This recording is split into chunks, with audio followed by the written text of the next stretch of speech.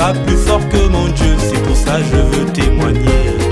Et j'ai crié, Dieu a écouté mes prières, mais j'ai pas attendu le miracle pour avancer, chanter sa gloire. Et la gloire de Dieu, je vais chanter, je vais chanter. Tu es déjà dans la grâce.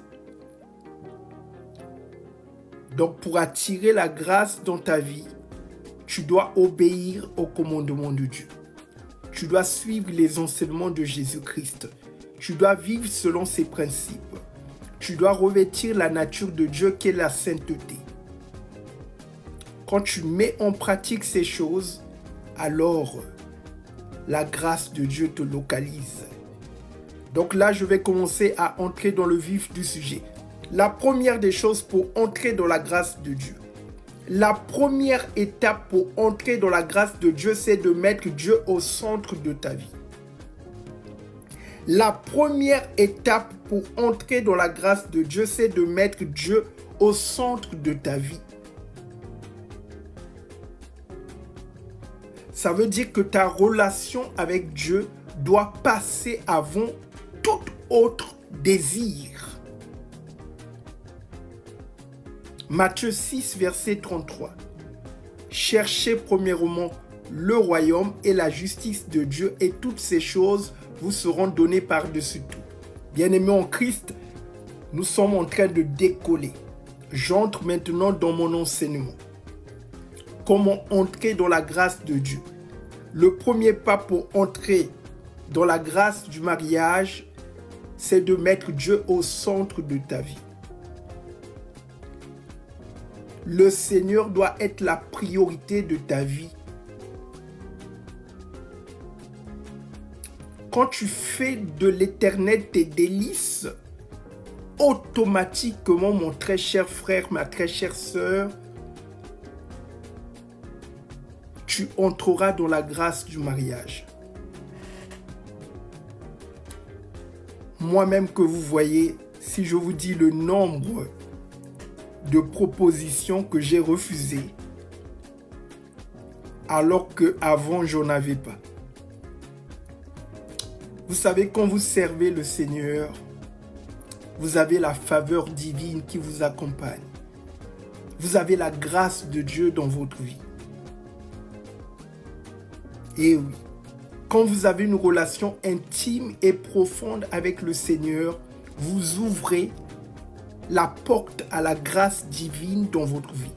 Pas n'importe quelle grâce, une grâce surabondante.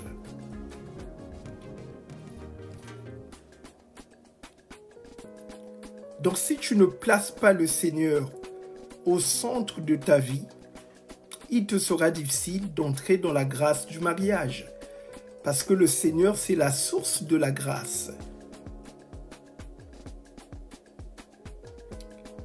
Le Seigneur, c'est la source de la grâce. Donc le premier pas pour entrer dans la grâce du mariage, c'est de rechercher la volonté de Dieu.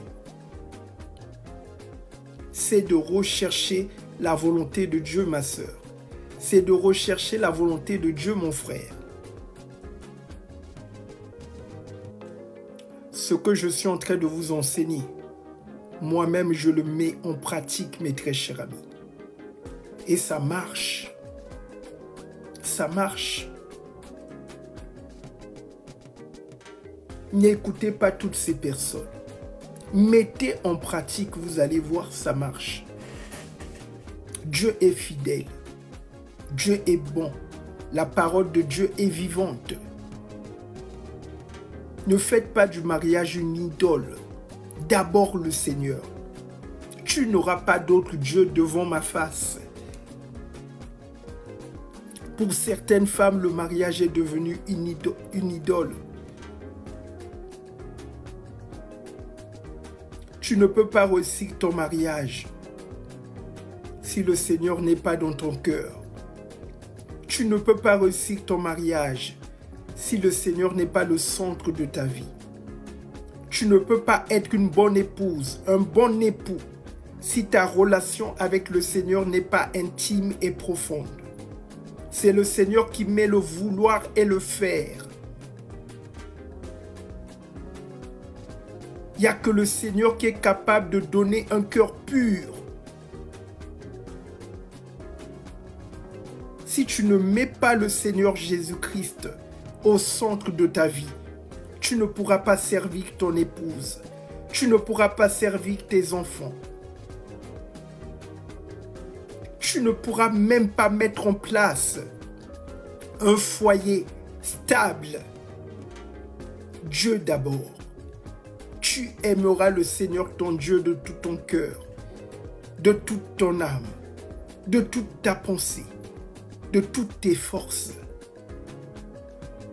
Si tu veux attirer la grâce du mariage dans ta vie, bien-aimé en Christ, fais de l'Éternel tes délices et il te donnera ce que ton cœur désire.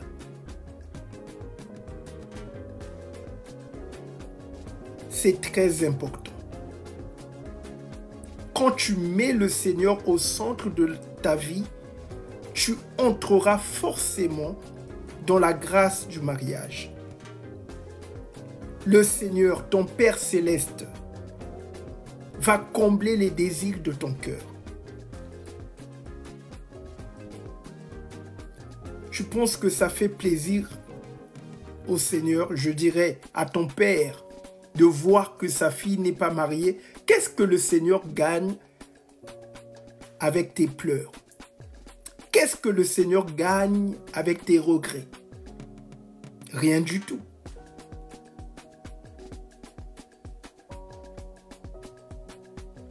Mais par contre, si tu te maries, si cette bénédiction est pour la gloire de son nom, si cette bénédiction du mariage reflète son amour et sa bonté, c'est le Seigneur qui est glorifié. Après, tout dépend pourquoi tu veux te marier. Parce qu'il y a des gens qui ne savent même pas pourquoi il faut se marier. Donc, ces personnes aspirent au mariage par effet de mode.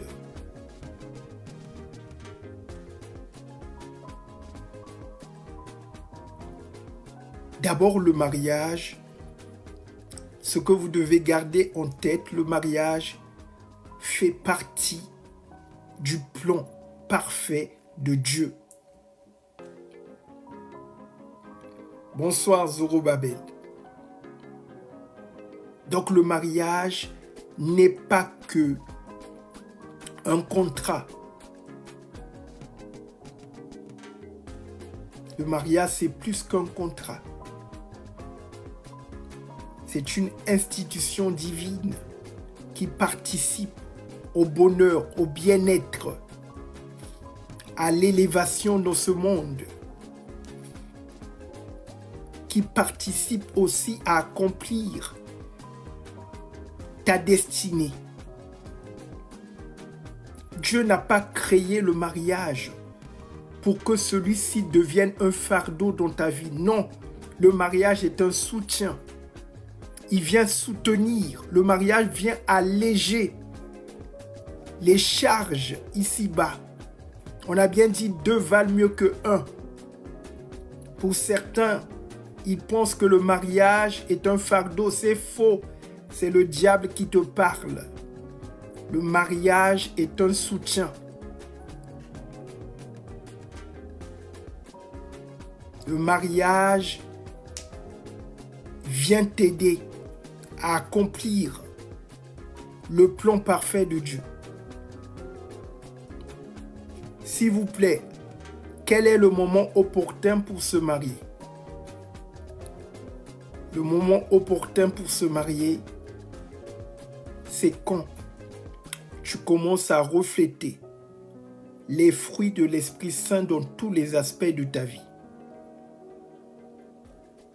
Si dans ta vie, tu es passion, tu es amour, tu es bonté, tu as la maîtrise de soi, tu es passion, alors c'est le signe, l'indicateur que tu es prêt pour le mariage. Parce que Ses vertus et ses qualités sont incontournables pour bâtir une relation solide et durable.